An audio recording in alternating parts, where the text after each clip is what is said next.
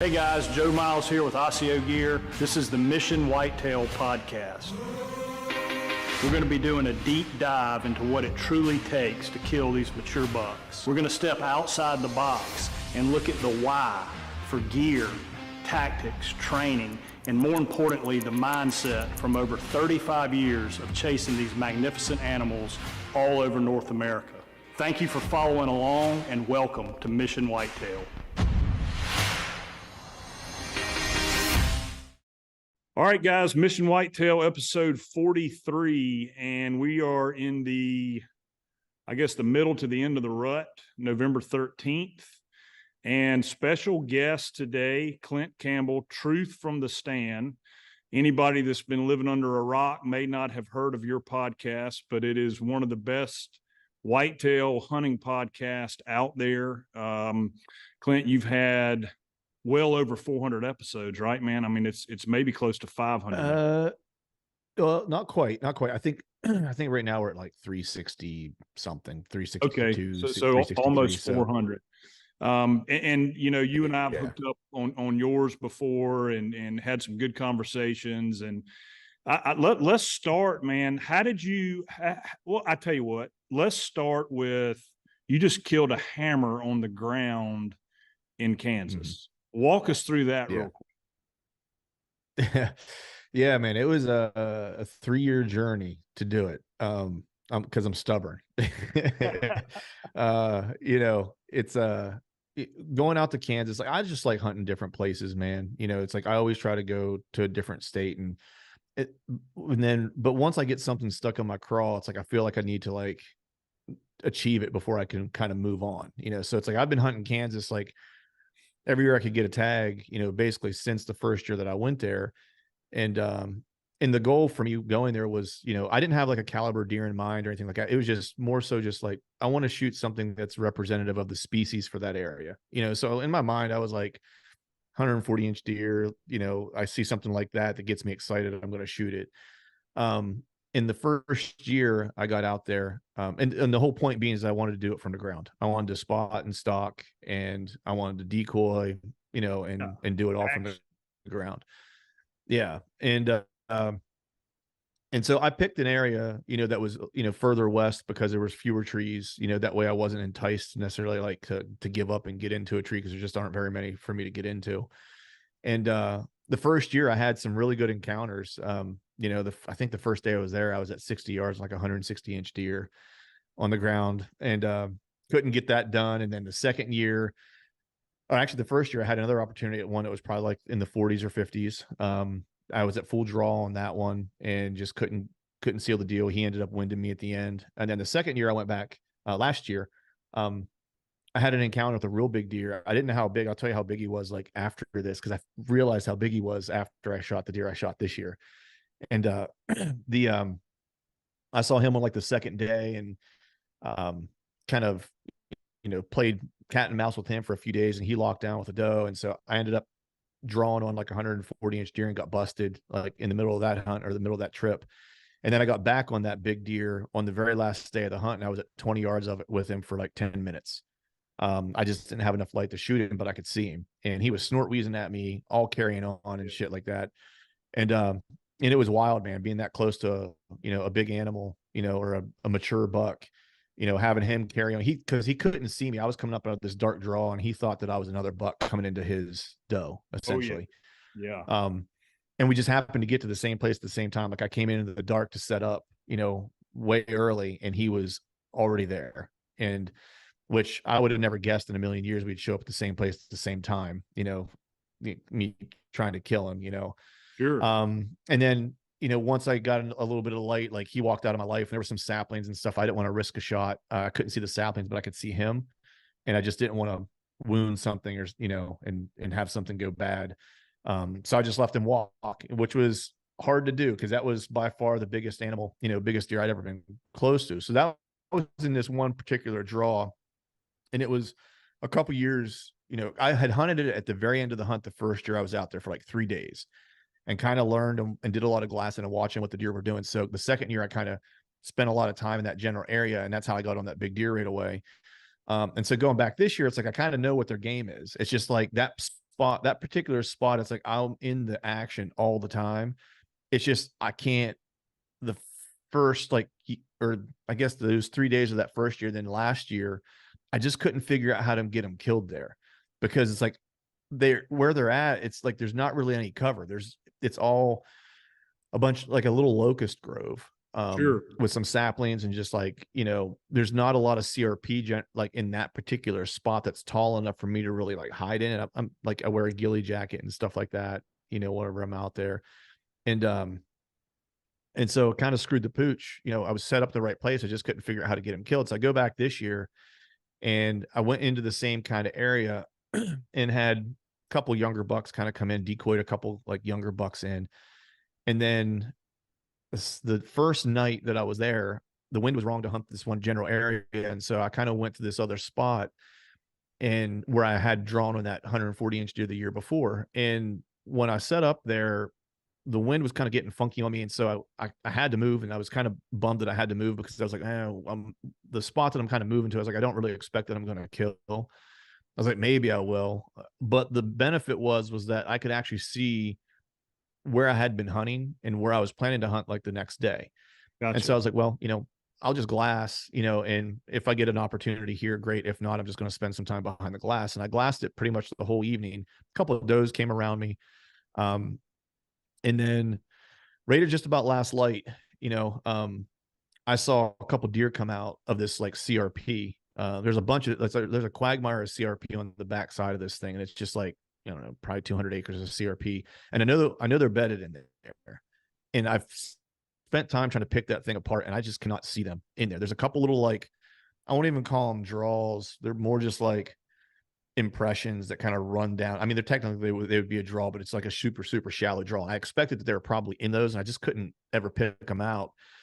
And so I'm watching, and just as last light comes, I see like 2 deer pop out, and I'm kind of watching them.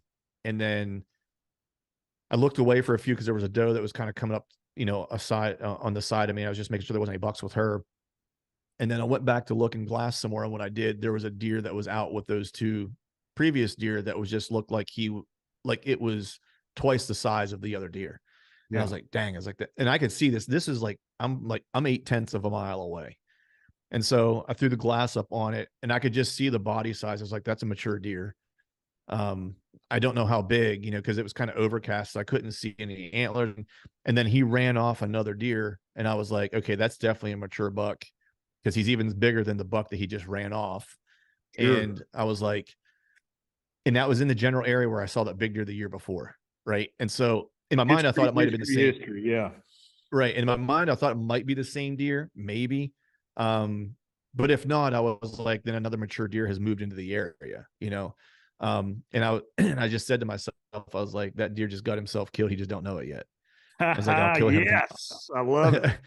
I was like, I'll kill him tomorrow night, because I knew right where he came out. I was like, I'm just going to set up at that little corner. So the next morning I hunted that draw down from where I saw him come out. And I had a buck that came by with a couple does. I still couldn't see. So I don't know if it was him or not. Big bodied deer. It was too dark for me to really, I could see it had antlers, but I couldn't really tell how big it was, or, what deer it was. Then I had another buck come in on me a little later in the morning. I could see that one. He was just a young buck. And then, so another deer about 130 yards away kind of skylined himself, probably at about 9 o'clock. And it was a good buck. And I put some glass on it, and I could see it was probably like 130-inch 8-point, maybe just a little bit better. And so tickled the antlers together, and he took off like a shot, like someone, like he shot him out of a cannon, like he was gone. Yeah. And so that immediately told me, I was like, all right, that other deer has whooped his ass before, and sure. I'm dealing with a good buck. I don't know. I still don't know what yet. You know what I mean? But I'm like, that deer is scared of the deer that I saw last night, because I'm pretty sure that was the deer that got pushed off last night, because he came from the same area, So I went and did some driving and glassing that afternoon, just to see if I could rustle something up for a stock, and got back and set up at around 3 o'clock, and walked in, and it was like this little section that was a strip of CRP coming out of this brushy draw. That ridge, or that area, kind of ran north-south, and they were coming from the west, is what I was kind of anticipating. And so I set up, you know, where I saw them kind of come out. The first setup I had was like along this fence row, which wasn't great. Like my wind was way better in that situation, but I didn't feel like I was going to get a shot because I thought I really knew where they were going to pop out. There was like this little corner.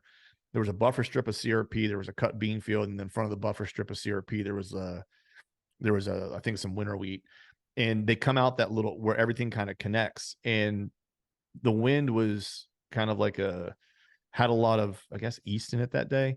And I just felt like I was going to get winded. And so I kind of set up a little further back to try to keep it clean to where they could come out and, you know, not wind me.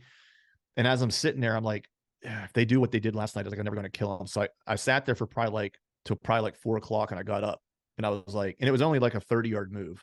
Yeah. I was like, I'm moving 30 yards. I was like, because I don't feel like I'm in the right spot. And I was like, my wind is going to be really dicey. If they come out where I think they're going to come out, I'm going to beat them by about 10 yards with my wind. If they come out any lower than that, I'm screwed, you know. But it's one of those things where it's like, you know, that's whenever the magic happens. It's like, because they have all the confidence in the world that, you know, their wind is good, or that whatever's in front of them is good. Yeah, and they can see forever. Yeah, they can see. Yeah. So there was, you know, so I tucked in underneath this locust tree and like had a small cedar tree in front of me, and there was 2 big branches that kind of hung down to my left, and it was all open kind of in front of me. And I was anticipating them coming like right kind of across my face. Right. And there was an old fence row, the fence row that I'd set up in at first. And I ranged that, and it was like the one old post was like 30 yards. That was like, you know, furthest in front of me. And then one was 29, and right in between the posts was 27 yards. So I ranged a bunch of stuff around me, and I'm sitting there, and it's getting on toward like 5:15, and I haven't seen anything yet. And I'm thinking to myself, I'm like, man, I don't know if this is going to happen. Leading up to that, like when the sun kind of was getting back over the horizon, I mean, it was just pounding on me. It was 75 degrees that day. It was warm. And I was lit up like a Christmas tree. Like I didn't have any cover. Like if the sun was up, I was just like, I might as well just put like a, you know, blue Kmart special sign on me that I'm sitting there, you know. And you know, but what I told myself was I was like, they're going to do what they did last night, and the sun's going to get behind the horizon, and you're going to be all right. You know, like just, if anything happens before that, you're in trouble. But if they do what they did last night, you're going to be fine. So I was like, I'm just gonna have to risk it, like for the biscuit, basically, you know, because I'm at the right spot. I just need the timing to work out. And so the sun dips down, and I feel a lot better about my setup, because now it's like I've got some shadows and stuff to kind of play with and a little bit more hidden. And so for whatever reason, like an idiot, like, you know, the time frame's kind of rolling around, and I kind of turned all the way like to in front of me, because I was like, oh man, maybe they're not coming out tonight. So I started glassing the other side, like that, what was in front of me, because I could see about a mile. So I'm glassing over there, and it's probably getting close to like 5:20 or so.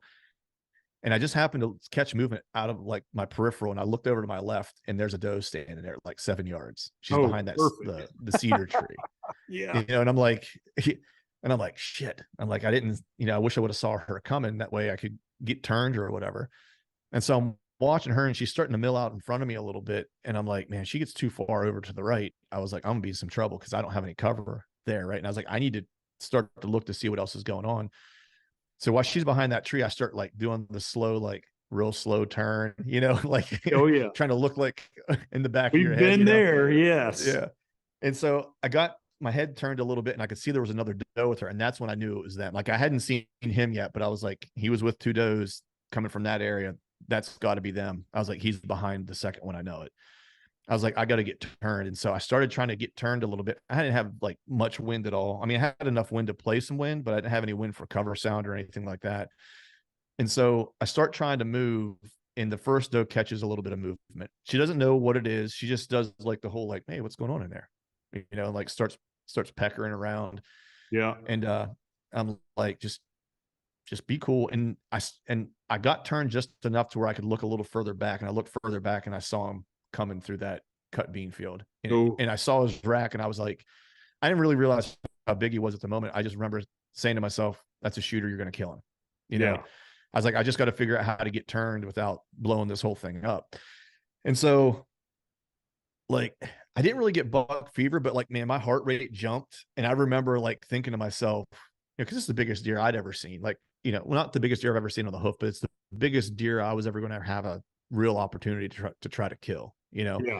and I remember saying to myself, like thinking to myself, like, dude, you're starting to come unglued, like heart rate's jumping, you know what I mean? And I'm like, Yeah. and and this is like, I credit like, oddly enough, I credit like training jujitsu for like being able to kind of like calm down. Cause that's like an art where you have to stay in the moment or it gets real bad real quick for you. You have to be present.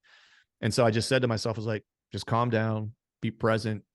Don't try to force them to do what you want them to do. Kill him on his terms. He's going to Sure. give you a shot. Yeah. Just let him decide his own fate. And so I got turned all the way to the side, and that doe now is getting a little jiggy. She's not sure what's up. So she kind of not runs, but she starts walking behind me to try to catch my wind. Right. Yeah. And as she does that, she just decides she's going to scamper by me. She doesn't run. She doesn't blow. She doesn't hop. She just jogs past me down that fence row. Well, the second doe that she passed was standing there watching her. And she's like, well, if she's uncomfortable, I'm going too. And so she didn't run. She didn't blow. That doe had no clue what was going on. She just walked down that fence row like it was a quick jog. He's now at about 40 yards and he's behind the locust tree that's in front of me. And there's a big ball of crap that's in that locust tree, like a bunch of branches, just gnarly, just mess of stuff. And I can see him standing there. I'm like, he's going to follow those does. And so I'm already turned like to draw. I was like, I just need him to get his head behind that and commit. And that's when I need to draw. And so he's at about 40 yards. And I'm just watching him. He's looking straight at me, like trying to see, like, what did they see in there, And I'm in a ghillie jacket, so I felt pretty comfortable that he wasn't going to pick me off. And then he just decided, he's like, well, it must be all right. And he went to turn to walk, and he got his head behind that stuff. I drew back. He walked past the first post, got in between. I mouth bleeded him, and when I bleeded at him, he hit my scent trail at that same time, because that's where my scent was blowing. That was like, and I've bleeded deer before where it's like as soon as you bleed them, they just turn their head real hard and look at you. Like, he hit my scent and I bleeded him at the same time, and he spun. Like, he like shot his shoulders toward me. Oh, wow. So what I had originally was a like an easy broadside shot at 27 yards. And I was gonna have to shoot from my knees because there was a branch I needed to get under. And it turned from an easy broadside shot to now a really hard quartering 2 shot. Yep. And I just stayed calm, and I put the pin on his left front shoulder. And I remember like every detail. I just let the pin float, let the pin float, let the pin float, and boom, let it rip. He wheeled, ran through this CRP that he was kind of cutting into, took like 3 hops and hit the ground, like face first, hit the ground, jumped up, jumped twice, hit the ground again, jumped up, jumped twice, and then jumped into the CRP and hit the ground again. And I never saw him again. And I'm just like, that's the craziest thing that's ever happened. I was like, what is going on? And so with the way he jumped and ran, I thought to myself, like, cause when I saw the shot bury, I was like, oh, that's a dead deer. But the way he spun and ran and was falling, I was like, man, did I hit him low and break his leg? And he jumped into this quagmire CRP. And I was like, all right, just give it a couple of minutes, see if he gets up, see if you see him again or whatever. So I'm watching. And now it's like, it's getting on close to 5:30, it's like last light, and like, it's dark at 6, and, I was like, I need to look at the arrow and see what I'm dealing with before it gets too dark, So I went, cause it was only 27 yards away. So I went out and looked for my arrow, of course, couldn't find it. And I was like, well, I know there'll be a bunch of scuff marks in that cut bean field where he fell. It'll look like a linebacker tackled a quarterback out there. I was like, so I'll be easy to find like where he went. So I walked out there, and as soon as I got out there, I found like a big patch of blood, like the size of my hand, then another one, but I couldn't tell what it was because that ground's so fine. It just looks like mud, and it's like, still can't tell. It's like, is it lung blood? Is it muscle blood? Like, what is it? I got over to the edge of that CRP. He was laying 5 feet into that CRP, and he jumped up, boom, like right in front of me. He jumps like 3 jumps, gets like 15 yards away from me. And at that time I was like, okay, he was just laying there. Like, he's hurt. I don't know how far he's going to want to go. It's getting dark. He's in this CRP patch that's like almost chest high. I was like, I'm going to have to get a dog out here. It's going to get warm tomorrow. Like, this is a bad situation. So I was like, screw it. Like, I'm killing this deer right now. So I knocked another arrow and I walked in. He jumped up, took 2 big jumps, got about 10 yards from me, and I walked him down. I could see his rack, but I couldn't see his body. And I tried to like guesstimate where his body was and let another arrow rip, shot over his back. He jumped up, took one more jump, hit the ground again. And then I walked him down to like 5 to 7 yards and stuck an arrow in his back ribs while he was laying there. And that was it. Oh my God. So it was just, and so I still didn't know what I had shot yet, and so I let him expire and I gave it a couple minutes, and then I went up and grabbed him and looked at him. And I was thinking to myself, like, I was like, I text my buddies and they were like, how big is he? And one guy calls me and I'm like, I don't know, man. I was like, he's a 6x5. I was like, or a mainframe 10 with like a split G2 on his left. I was like, he's 140 inches or he could be a booner. I was like, I don't know. It's like, like, it's like, I'm just like all worked up and I got no clue. And so I ended up, filled out my tag and all that stuff. And then I ended up dragging him to like where there was like an opening or whatever to where I could deal with him and stuff like that and marked him and stuff like that though. And yotes start yipping and I went back to meet my buddies. I stood with the deer until my buddies got there, then walked out and got them and brought them back. And as we're walking up, like we're like 60 yards out and a headlamp hits him. Right. Cause they're like, we close. I'm like, yeah, I was like, he's just up here like another like, 60, 70 yards. And a headlamp hits him. And my one buddy's like, holy shit. And I'm like, what? He's like, I can see his rack from here in the dark. And I'm like, he's like, dude, he's like, that's a big deer. And I'm like, yeah, I was like, he's a good buck. I was like, I don't know what he's going to score or anything. I was like, he's a good buck though, and we get up there and my buddy's just like, goodness, dude. He was like this. And it goes, so we're guesstimating. Right. And so I was guessing like 50s, was my guess. Yep. And my buddy was like, I don't know, man. He's like, he's in the 60s. Like, he's like, I'm telling you, I think he is. And I was like, I don't know, man. I was like, I feel like he's a 50 deer, and which I was tickled with. Look, of course. I was stoked regardless, out of state. Yeah. Yeah. And, so the reason why I was guessing that was because the deer I was chasing the year before in that same general area was substantially bigger. Like he had kickers coming off of a bunch of his tines. He had a bunch of stickers on his bases, just like a freak show. And I guesstimated that deer, he was probably 70 or maybe a little bit better. Right. So that was kind of like my gauge. I was like, I think that deer was in the 70s. I was like, so this deer's probably like 50, And so we get him out and like, we get him to the truck and my buddy's like, dude, he's like, every time I look at this thing, it looks bigger. He was like, and so I ended up taking it to the taxidermist and stuff like that. And we measured him. He ended up measuring 172 and some change. Man, congratulations. So, that is an awesome buck. Yeah, man. So I was stoked. I couldn't believe it.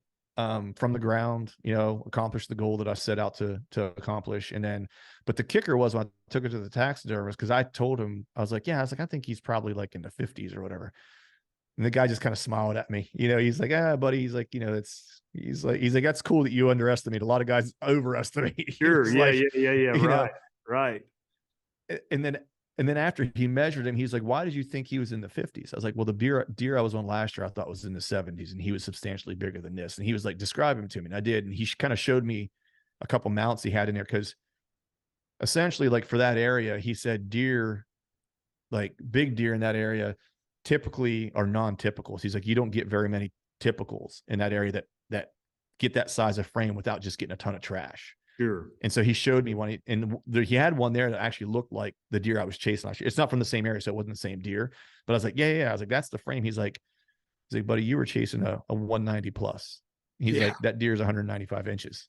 And I was like, holy shit. Yeah. And so, Kansas is the bodies are so big, man, and their heads are so big. It makes the racks look smaller sometimes than they are. And that's kind of what that's kind of what I was dealing with, where it was like, he was just so big overall, that his rack just looked proportional and it looked big, but it was just like, I just wasn't able to gauge. And then, so it was awesome to kill him, and check that off, doing it from the ground. And then it was kind of cool to realize that, like, man, I was chasing a giant the year before too, it was like, so, that is awesome. And man, I would keep that little spot to yourself. And I would plan on every time I got a tag, I would be right back there that year. Right. Well, I did put a buddy in there because I was trying to help him get on like that 130-inch deer that was in that general area. But yeah, I mean, that's a spot that I'll always kind of keep in the back pocket. And then I spent a day, since I tagged out early, and I went to another area that the taxidermist turned me on to 2 spots, because he was like, you like the ground hunt. He's like, not a lot of guys try to chase, these big deer on the ground. He was like, if you dig that, he's like, here are 2 areas. And he had 3 deer from that area, that he pointed me to, in a different unit. And I went and glassed. I didn't see any deer that day, but it just looks right. It's all CRP for the most part. And he had 3 deer in there, and one scored like 196. Another one scored like 205, and the one was like 220 or something like that had been brought in from that area. It's just like, and I'm like, he's like, if you like to chase big deer on the ground, man, he's like, I got a spot for you. And I was like, so that was nice of him to do that. That was very nice of him. I tell guys a lot of times, man, a good taxidermist can hook you up with some spots. I mean, they know where the big deer are coming from. Yeah, exactly. Because the area I was in, he said, there's good deer there. He's like, I get a handful of really good bucks from that area. But he was giving me a little history lesson, because he'd been there. He also is a farmer, so he's born and raised in that area. And so he was just kind of giving me a history lesson of like, he's like, we got some big deer still, but, he's like, when the commodity prices went up, a lot of people turned a lot of that CRP we used to have where we grew just real true giants, and a lot of them, he's like, and we got to get rid of a lot of the CRP to put more corn, more soybean, commodity crops in. Sure. He's like, and just relatively speaking, it's hurt the big deer numbers. He's like, we don't get as many like true giants like we used to. And that's why he pointed me to that spot. He's like, because that spot, he's like, lays out like Kansas laid out 25 years ago. Oh yeah.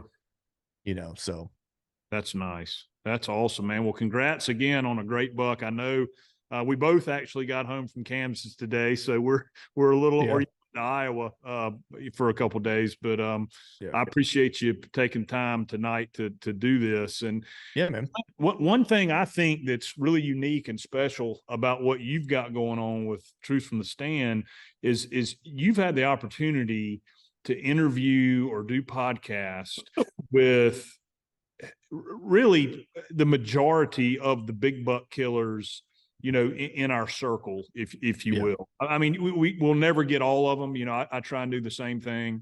And so I thought what an incredible opportunity for you as a hunter to talk to a diverse group of guys and hear, how these guys are different, how they're the same, what they do. Also, I listened to one of your podcasts the other night with Bronson Strickland talking about buck beds and some myths that are floating around about buck beds.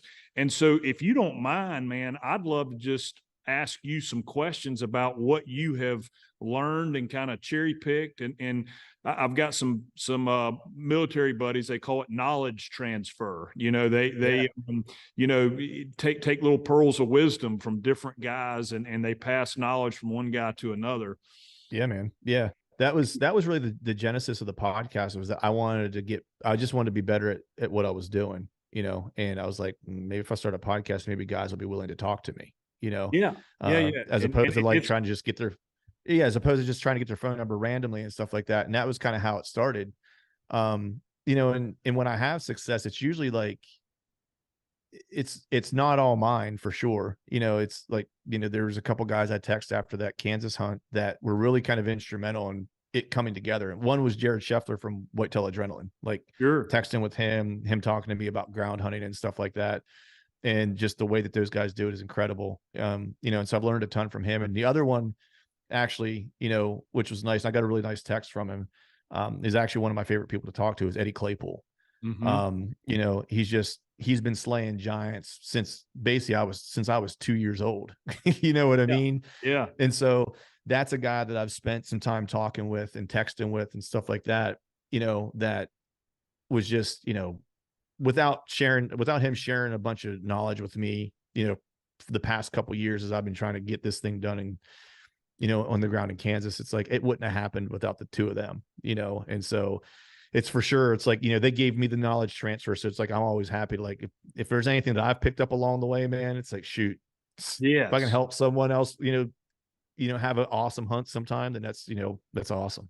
Yeah, that is. And so piggybacking on that, let's start with is is there a trait or something that you have found that is synonymous or the same with all these guys? Mhm. I mean, you've talked with Cody and Andre and Mhm. just Eddie and on and on and on with these guys that maybe do it differently. Don Mhm. Higgins does it his way, Bobby Worthington does it his way. But Mhm. is there something that you have found that most of these guys all share or put at the top of the list with Yeah. what they do? Yeah, I think there's a couple things that pop to mind right away, but the first one is just like they're detail oriented. Like there's nothing that happens in a hunt that they don't see deer or walking through the woods just on a maybe they're scouting it or maybe they're just making a quick run through to grab an SD card or whatever, that they're just constantly observing and watching, right? That's probably the biggest thing that has always stood out to me. And they're kind of like undying thirst for knowledge, and they'll get it from anywhere. Like they don't care where it comes from. And this kind of struck me whenever I was talking to Andre the first time I met him at the Iowa Deer Classic. We were just BSing about whatever. And I can't remember if that was the year after I had hunted Iowa or not. I think it was after I'd hunted Iowa and I had killed a buck out there. And he was asking me about it, and I was telling him about the hunt.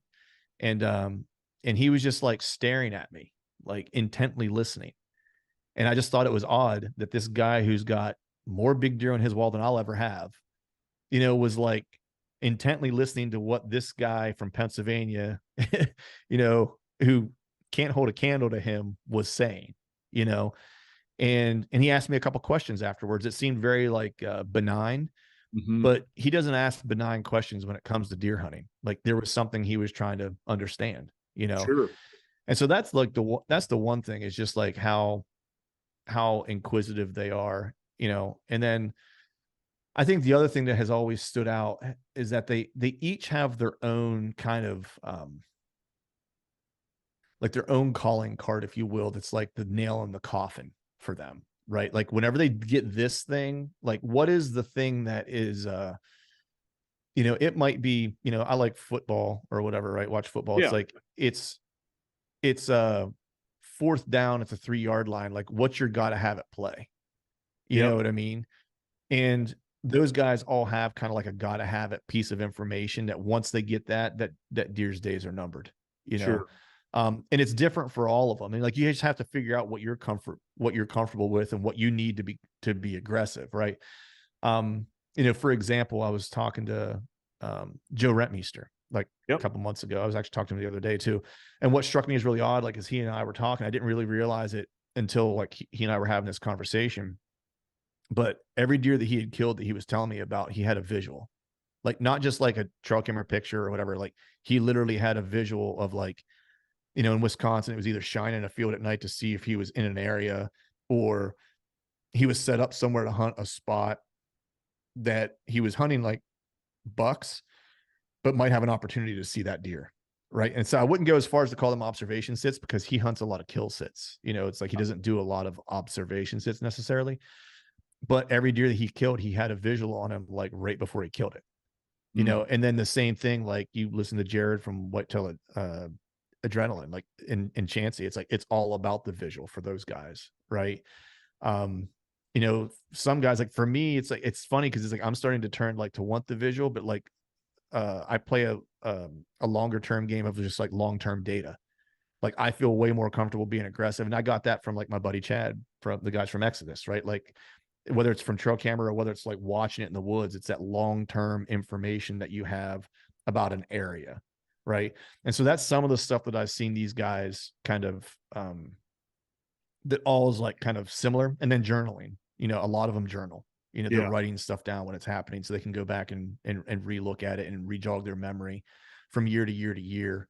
And it helps them not just understand the deer that they're chasing, but also understand the areas that they're hunting, like how they're consistently using topography, how they're consistently using habitat, and how they're, consistently using wind. What is the constant like wind that I'm seeing deer in a particular area? So it's just like, it's that level of detail of understanding their surroundings that they all kind of have in common.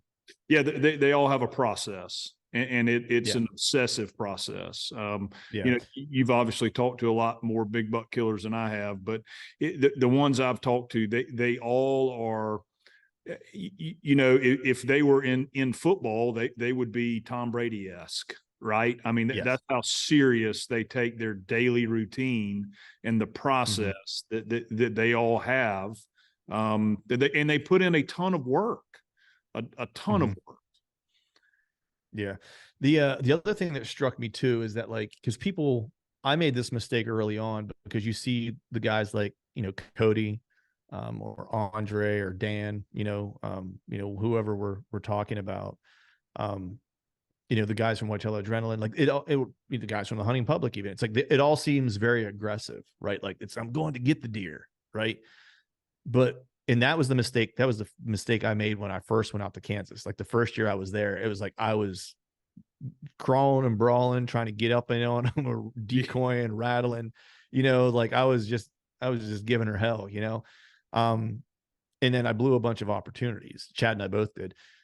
And then what I realized was the second year, and what I kind of learned from these guys, and when I started like thinking about like all the conversations I'd had with them and stuff like that, all these different guys, is that they're aggressive, but it's odd that they're patiently aggressive.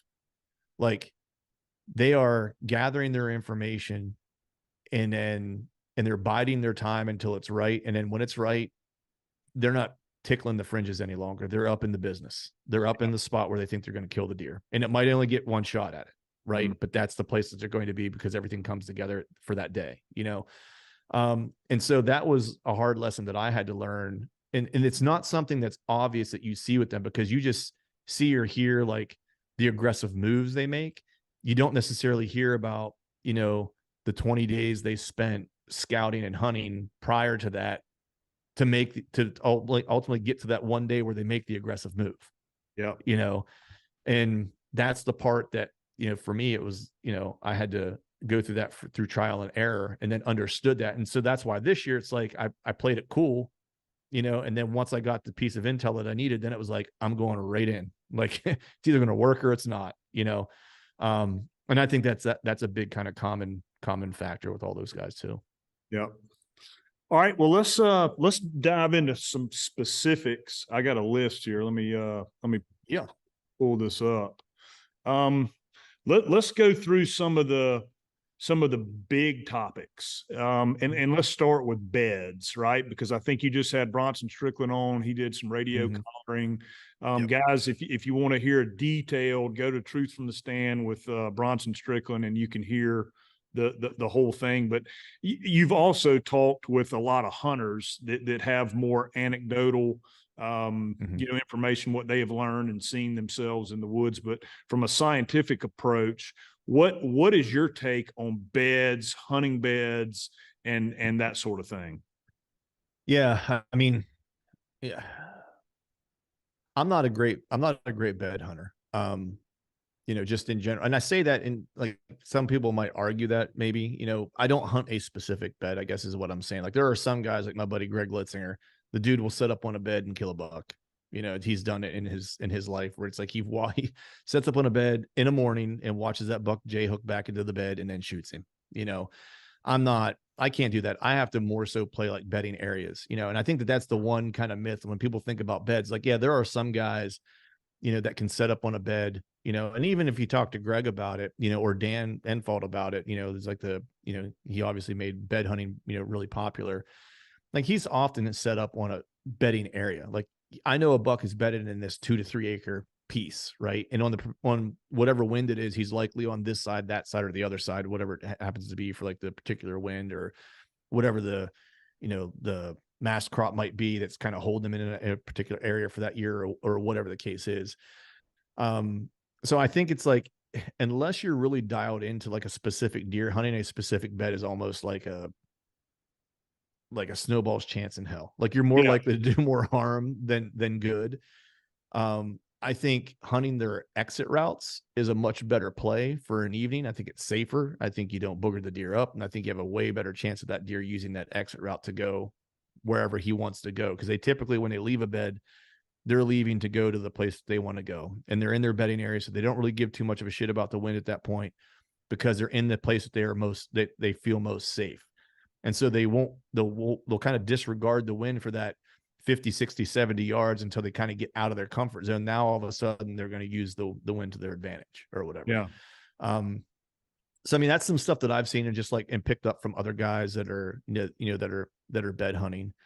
But for me, it's, I'm usually just hunting bedding areas and really kind of focusing on, the scrapes that are in and around those kind of, gnarly kind of, shitty areas that no one else wants to go to, but a buck will want to go to, Right. But I think go ahead. Sorry. Go ahead. No. Go ahead. Well, I was going to say, with that radio collar deal they did, and maybe it was the scrape one that you talked with him about, but I know I saw a study they did on the beds, and it was, how many different beds did a buck have? Like 39. Oh yeah, they use way more beds. That's the other part too. It's like they use way more beds than we think that they do. The hunter thinks that like on this wind, they bed in this bed because they want this wind, right? Reality is like a coyote could have been in there as they were walking in, so they're not going to bed there today, whatever the case is. And when they did that study, it was like the consistency that hunters think that these deer bed in these specific areas, like they don't have like a bed or two beds or one bed for each wind. They've got way more beds than you could imagine, right? And so playing the bed game is, unless you're real dialed, is just probably not in the cards. They're just not as consistent as we want them to be, or that we want to believe that they are. And not just as consistent in terms of like the number of beds that they'll use and when they'll use them, but also during the time of year. Like we often think like, man, they're consistent in October, like that bed to food, right? Or early season, like for September openers, right? Like, man, they got that bed to food, they're going to bed in the same spots. And then in the rut, it's like, we all think, the local wisdom is like, man, they're all over the place. Like, they're like, who knows where they're at? Well, the reality is like when you look at the study, they're way less consistent in October, like in that time frame where everyone wants to. Yeah. It's like they bed more consistently in November, and they don't have. I asked Bronson about this when he and I were talking, and we kind of both came to the same assumption. They don't have any data to back it up, but I was like, it makes sense. It's like, because there is a concrete, like specific thing that biologically their body is wanting to do at that time. And so they're bedding close to where that can happen. Right. So it's like, they're looking for does. I would put amount of money that matters to me on the fact that like, if you were able to go do radio collared doe groups, doe families in that same area, and radio collared deer or bucks during the rut, those bucks would be bedded not far outside consistently of those doe bedding areas would be my guess. You know what I mean? And so they're just way more consistent during that time of year. So it's like, if you want to kill a bedded buck, you're better off trying to kill him bedded during the rut than you are during October. Right? Yeah. Which is just counterintuitive to what most people think. Yeah, completely. And, a lot of times, Bobby and I were hunting out in Kansas together, and well, not together, but we were in the same general area, and we would meet for dinner at night and obviously texting the whole time. And, once those big bucks, and they did while we were there, they got with does and what everybody calls the lockdown. And, when that's going on, they're bedding with that doe, and they're going to breed her for 48 hours or whatever it is. And then the game then is to catch them between does, right? If you may be lucky enough that he brings her through an area that you're in, but when he gets out and starts searching again, that's a good opportunity to kill him between does. But the bed hunting then would be, just impossible. I won't say impossible. Nothing is 100% in the whitetail game, but it would be very difficult. Right. Yeah. It's funny because like I killed that buck in Kansas off of his bedding routine. Yeah. Because like, and it wasn't necessarily his. Like, I think the one thing, like, I think the biggest benefit that I've had in terms of like traveling to hunt is getting to actually watch mature deer, because in Pennsylvania, you just don't see enough of them, right, to really kind of learn. And so like going to places like Iowa and Missouri and Kansas, it's like you get to see mature bucks do mature buck things, right? And so because when you watch 2 and 3 year olds during the rut, they're running crazy. You know what I mean? Like they're chasing, like they're acting like a 20-year-old guy would at the bar that's got a fistful of money buying drinks, right? Like that's the reality of it, you know? Or a guy that's been married for 25 years and he gets to go into a bar. Right. Yeah, exactly. Exactly. So, you know, the one thing that I've learned is like right before they'll go breed those does, you'll have like a 24 to 48 hour window where he's being a gentleman and not pushing her, not cutting her out yet. And so, because both years, it's like I've watched mature bucks with like anywhere from 2 to 3 does that they were just kind of like acting as their bodyguard, running off smaller bucks. And then, and I would see that consistently. And that's what got him killed, because I saw him with those does and I was like, he's going to go bed with her. She's leading the charge. Like she's leading the party right now. Like he's not driving the bus. She is. And she's going to want to bed consistently and she's going to want to eat consistently. So I played his betting based off of what she wanted. You know what I mean? And that's what ultimately, that's the reason why I killed him. Right. And so if you can find that like window of like where they're courting, they're not really cutting out yet, a mature buck, like, and he's played the game, like he ain't going to run all over. Like he's just going to wait till it's time to happen and then it's going to happen, you know? And Yeah, so, he I knows mean, I think it's that, coming. He knows it's coming and he's staying with her because he knows she's going to yep, be coming in any day now. yep, exactly. And like, and to me out there, because there's such a good visual, you know, that to me is like the game to play, you know, as opposed to like the running, you know, game and like the chasing aspect of things. But going back to like the betting thing, it's like when you see stuff like that, then, and you talk to Bronson and you look at the collared deer data, it starts to make a lot of sense why they're consistent, because doe families bed consistently, right? During the rut, you know, if a mature buck is just following a doe around because she's going to come in, well, she's going to bed where she typically beds, right? And he's going to bed not far off. You know what I mean? Yeah. And so his bedding habits become way more doe family like than buck like, if you will. Sure.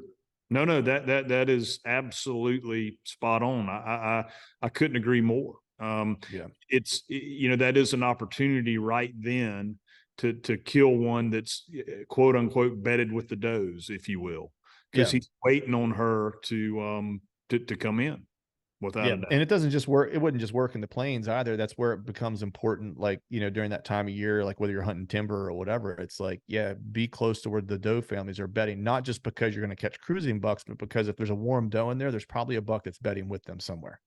Sure. Awesome. All right. Yeah. I think we unraveled some good stuff there. All right. Next, let's get into scrapes. Yeah. I know you're a big scrape guy, right? Mm-hmm.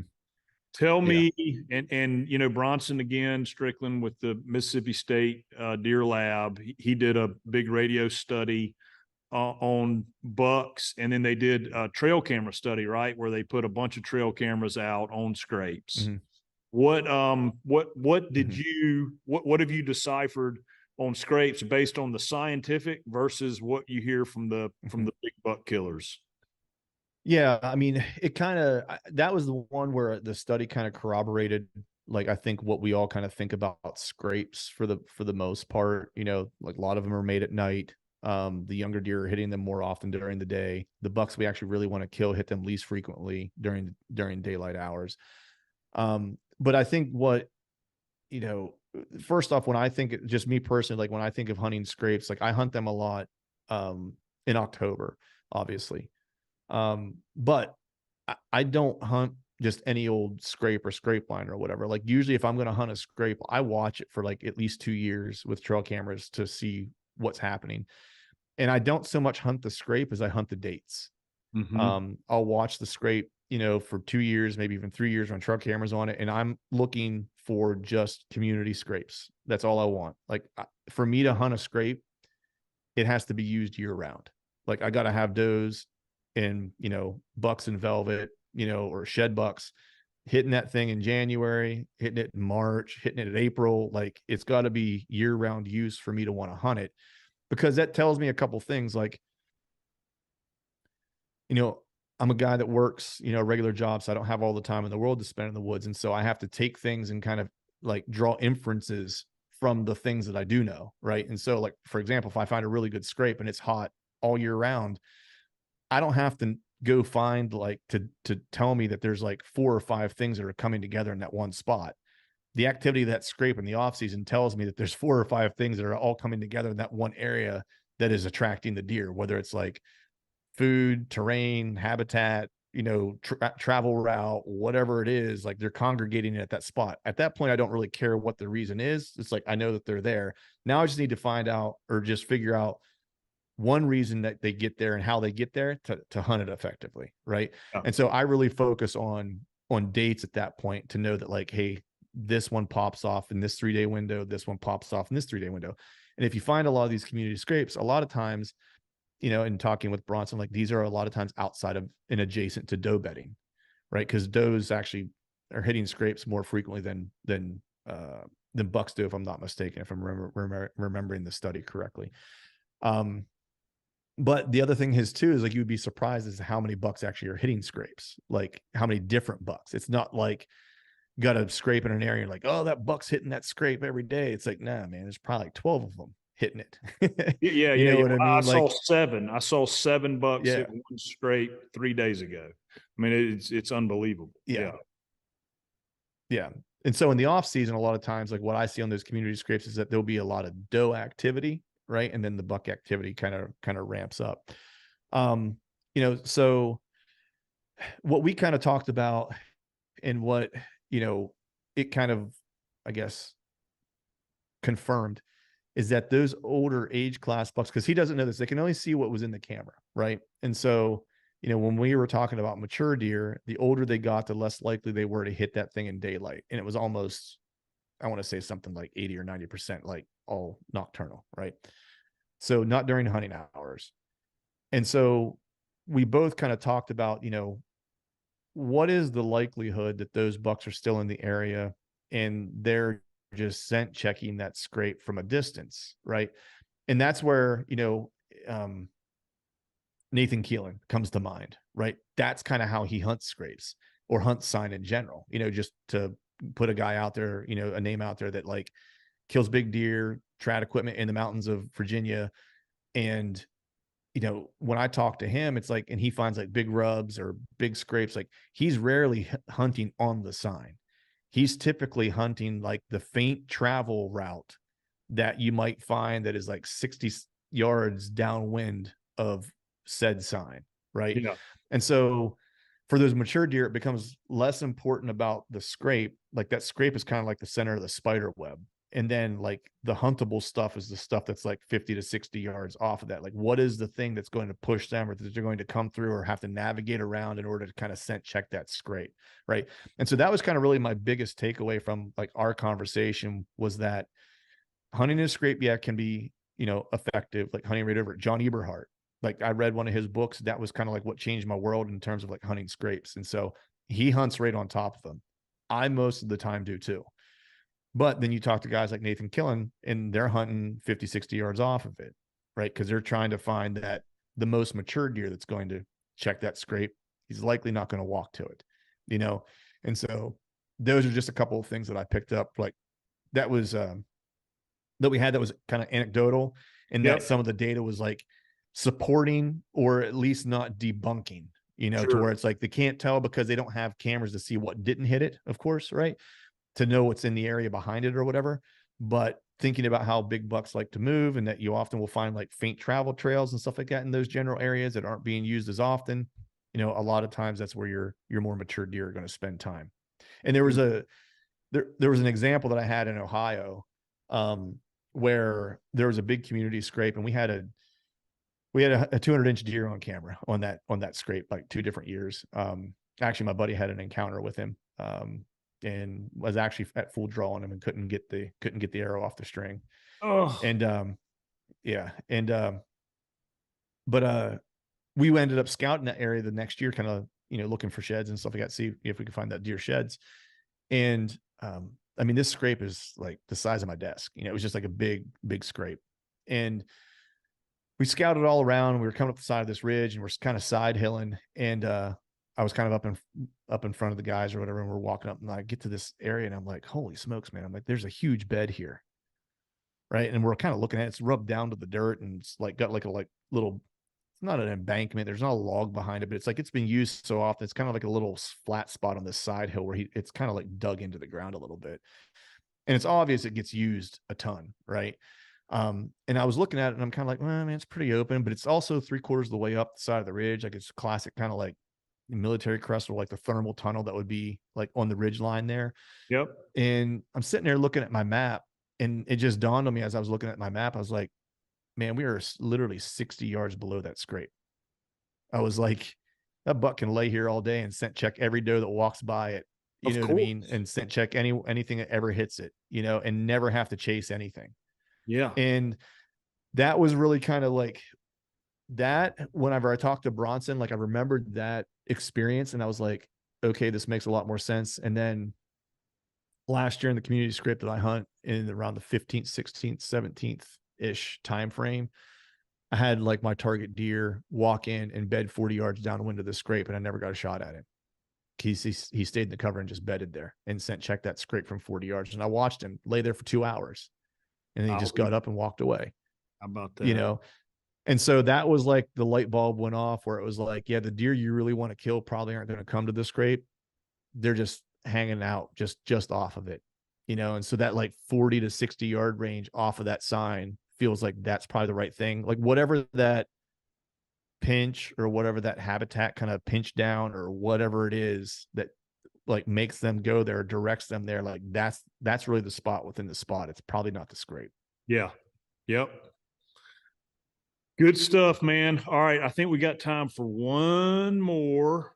Let's see here. All right. Now I've got a bunch more, but I know we're closing in on an hour here. You got stuff to do. And all right, last one. And maybe we can do this like a part two later on. If you got time, we can do another one, man. And just pick right up on the questions.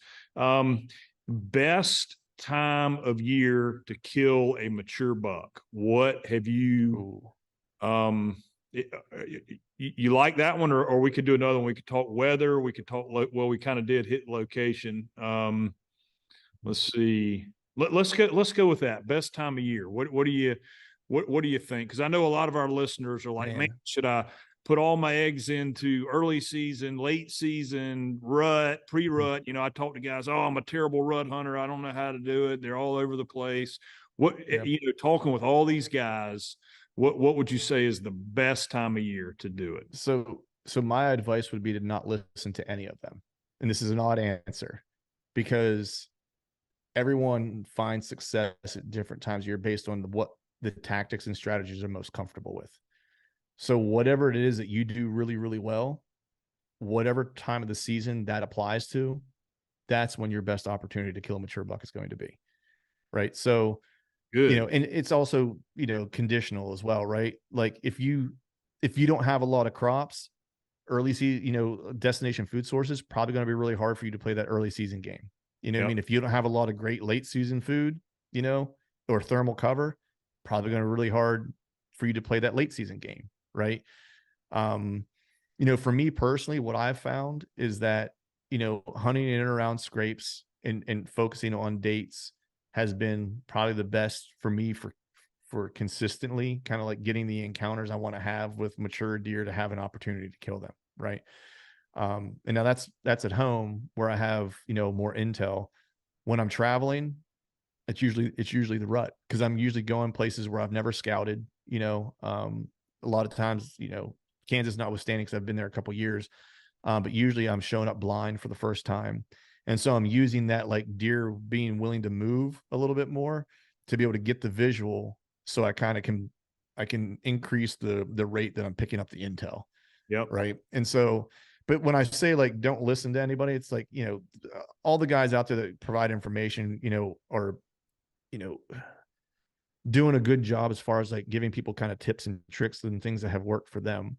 But it doesn't mean much if it doesn't work for you or if it doesn't apply to your situation. So you kind of have to take everything everybody says with a grain of salt and figure out what parts of it actually work for you. You know, there's things, you know, like I follow Dan, you know, and I the hunting beast really is kind of like what helped me kind of get over the hump early on, as far as like understanding how to be a better hunter. But everything Dan does, I don't necessarily do. Like there's elements that I use that I've learned from Dan. There's elements that I use that I've picked up from John Eberhart. There's stuff that I use from Jared Scheffler and those guys. And so, you just kind of come up with your own style based on things that work for you. And so there's some things that work for me in early season, but if I don't have certain things early season, it really isn't going to work for me, So I spend that time scouting, Yeah. it's like, I'll maybe go do some sits, but like, I just spend time in the woods watching, so that's probably my advice, is that, I don't know if there's any one best time in general. I think there's whatever time your skill set works the best for is the time that you'll probably kill mature deer. Yeah. And if you've got the food early, you can do that. If you've got the rut funnel, there's no reason to get in there September 1st. Just wait until the weather's right, end October, 1st of November, and get that funnel and kill then. So yeah, I agree with that. I think it's good to have skill set in every season. It is follow a guy this really successful late season, see how he does it. Follow a guy that, gets in with that hot weather and kills them early. And then, like a Bobby Worthington that is a killer during the rut, and he's a rut funnel machine, follow what he does then. And again, circling all the way back to what we talked about, knowledge transfer.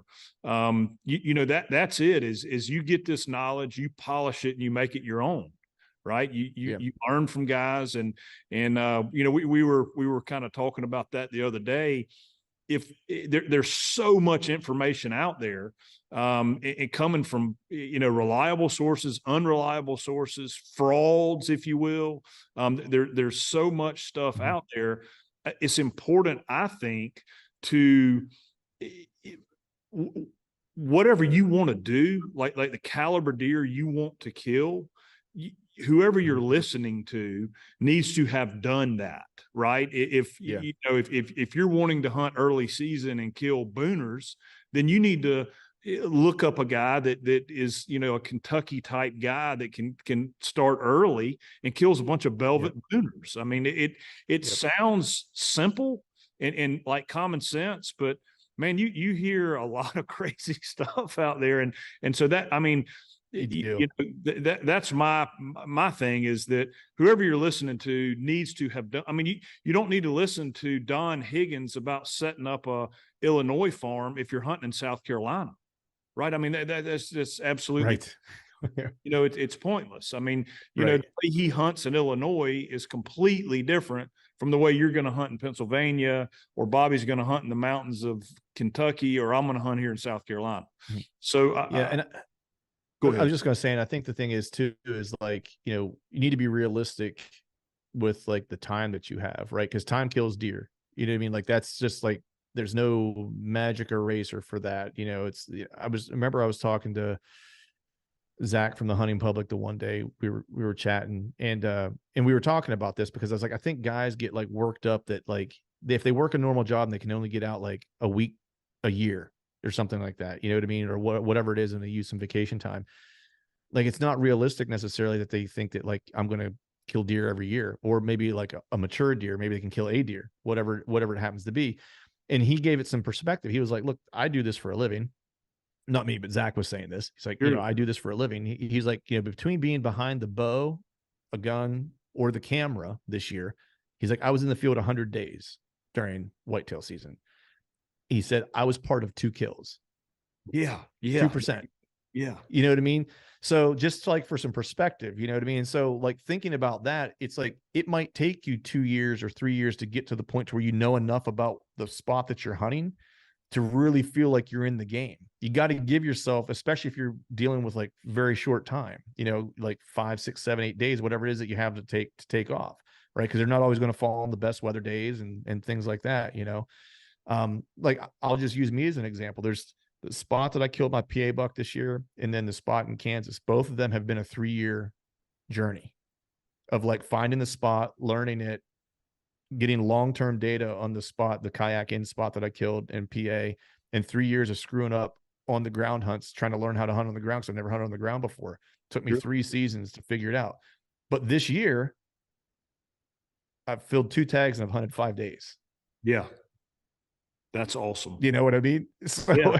Yeah. it's like, but it was, you know, so people would look at me and go like, dude, you filled 2 tags in 5 days. It's like, yeah, man, but I spent like weeks, you know what I mean? I've spent 16, like close to 20 days in Kansas, like, but Right. over the past 3 years, you know what I mean? Or maybe even more than that, Yeah. you know, and then all the time scouting, running cameras on the spot that I killed, you know, in PA this year, you know, and so you got to be realistic with yourself too. And the best advice I ever got, because it was starting to stress me out a little bit, was actually from my buddy Tony Peterson. And he just said, dude, just go hunt deer. Yeah. Just go hunt deer and have fun. And Yep. so last year I went into a spot and I shot a doe and I kayaked her out. And it was the best hunt I had that whole year. It was the most fun I had. And I almost feel like it set things at the right kind of, like the right barometer for me to where I could actually relax and just really hunt free, you know. And that's what I did this year. And I've had the best year that I've had. And it's supposed to be fun, right? That's Yep. why we do it. I mean, you turn on social media and guys, you know, grinding and burnout and man, this is what we love to do. It's got to be fun. Don't burn yourself out. It's all right not to Yeah. sit all day during the rut. You know, take a That's day just it, off. man. Yeah. Yeah. Goodness. I'm glad someone says that, man, because I'm the same way. It's like, I tell people, I'm like, look, I'm not one of these guys that says I can do it 365, 24/7, 365 a year. I was like, I can't, you know what I mean? I was like, when I go on a hunting trip, you know, if I'm doing like a 2-week trip, I was like, I've got probably like a solid 5 days in me of like getting after it. I was like, then I need to take a day, you know. I was like, cause I start to make mistakes, you Sure. know. I was like, cause I've been there where I've tried to push through. I've done like 10 days of dark to darks. And like, when I got to day 7, 8, 9, it's getting sloppy. You know what I mean? I was Right. like, and I wasn't doing myself any favors, you know? Right. Yeah. Yeah. Yeah. Yeah. You know, it is fun to go after them hard. And, you know, you Mm-hmm. get the opportunity, especially, you know, being a South Carolina boy or a PA boy, getting to go to Kansas, getting to go to Illinois, getting to go to Iowa, Missouri. Yeah. You know, I'm sure I'm leaving off some, but, you know, for us to have that opportunity, you want to go hard. Yeah. But, you know, you get that day where it gets up to 70 first week of November. It's all right to take midday off. It's all right, you know, because you do need to stay sharp. Dude, I can't count how many times I've fell asleep, like just like curled up under a tree. Like I've done it in Kansas where it's like I've been sitting there and I'm like, I'm gonna take a nap, you know, Yep. lay Yep. down, That's right. like mouth open, catching flies for like an hour, you know. It's like, Got to do it. you know, it's like, Recharge. that's right, man. I ain't too proud, man. It's like, cause I want to just enjoy the whole experience, man. Like that's like at this point now, it's like what I'm in it for is the experience. You know, that's what I want to do it for. And I know we're off topic, but you know, that's like, I think people, when they go, you'd be surprised, again, not to talk about my buddy Tony again, but he just said to me, he's like, when you start just deer hunting again, he's like, and having fun, he's like, you'll be surprised how quick like big deer start hitting the ground. And like, and I literally thought of him this year, like when I was in Kansas, like when he, like, I was like, my God, was he right? You know, Yeah. I was like, I kind of stopped giving 2 squirts and just having fun. You know, I was like, then all of a sudden tags start getting filled. There You know it what I is. mean? I was like, it's so, you know, if nothing else, man, just people just have a good time and Yeah. it'll happen. It's a heck of a deal chasing these big deer. No doubt It about it. sure is, man. Sure is. Awesome. Well, brother, thank you so much. Appreciate you coming on tonight. Get you some rest. I know we'll be hitting it again this weekend, so we got to recharge everything, and then I'm gonna hunt here at home for a while, and then maybe do something up in Ohio before this gun season comes in. But how about you? Nice. You gonna? I got a couple doe tags I ended up filling. I almost stopped through Missouri on my way home because I got a score to settle in Missouri. I hit one a couple years ago that got away from me, and I saw a couple giants, and I got a couple good buddies that are there that actually know that area. That he killed a slammer. He killed like a 180 and some change this year. And so he actually texted me afterwards. He's like, "Hey man," he's like, "Are you gonna stop through Missouri since you tagged out early?" Yeah, and I kind of floated it by the wife, and she's like, "You're not bringing any more deer home." that's she's enough. Like, freezer's full, son. Yes, I understand. Good deal, man. Well, thank you again. I really appreciate it, and we'll do a part 2 when we both get some time. And everybody, Truth from the Stand, Clint Campbell, awesome podcast. I highly encourage. I mean, just from a super educational point, in my opinion, one of the best podcasts out there for us whitetail hunters. So y'all check it all out.